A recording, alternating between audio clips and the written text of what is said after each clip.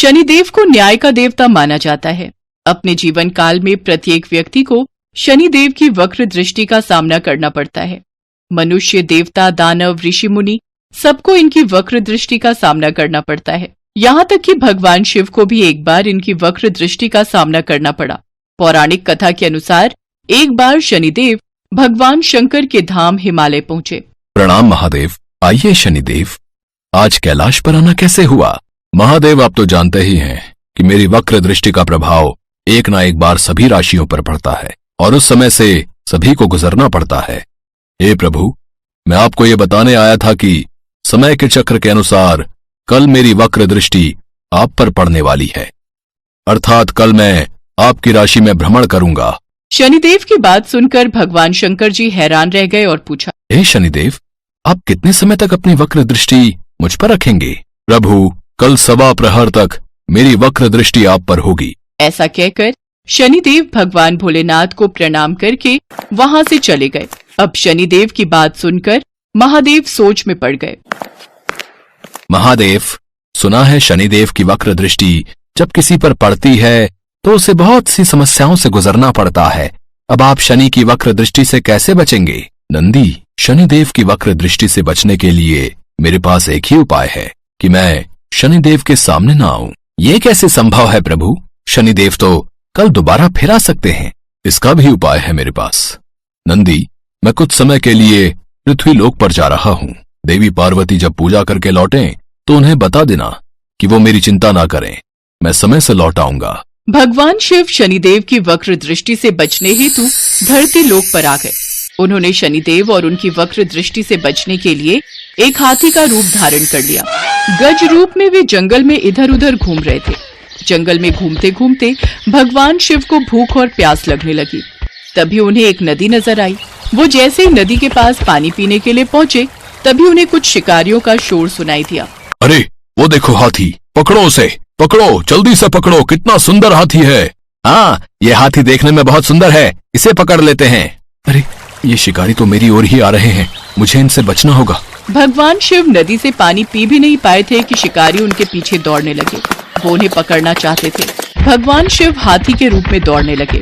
अचानक उन्हें एक गुफा दिखाई दी।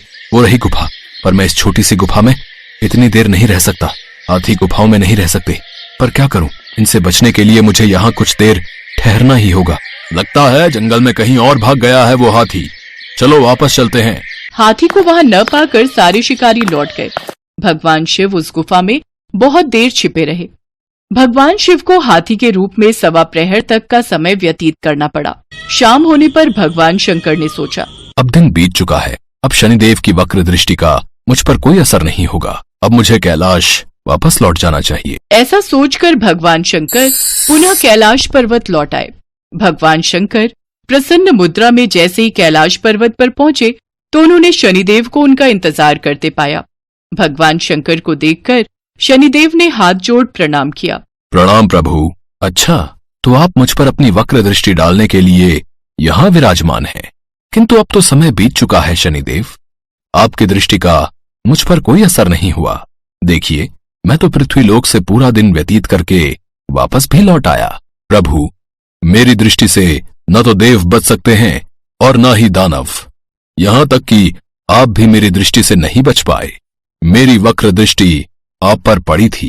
शनिदेव की बात सुनकर भगवान शिव आश्चर्यचकित रह गए। पर कब और कैसे? प्रभु, मेरी ही दृष्टि के कारण आपको 1.25 प्रहर के लिए देव योनि को छोड़कर पशु योनि में जाना पड़ा, भूखा प्यासा रहना पड़ा, और जो भोजन हाथी ग्रहण करते हैं वो भोजन आपको ग्रहण करना पड़ा। आपको अपनी सुरक्षा के लिए इधर उधर भागना पड़ा, गुफा में छिपना पड़ा। इस प्रकार मेरी वक्र दृष्टि आप पर पड़ी हुई थी, इसलिए आपके साथ ये सब हुआ। हे शनिदेव, ये तो आप उचित कह रहे हैं। परेशानी तो मुझे हुई थी, पर संकट से बचकर भागना भी तो कायरता है ना।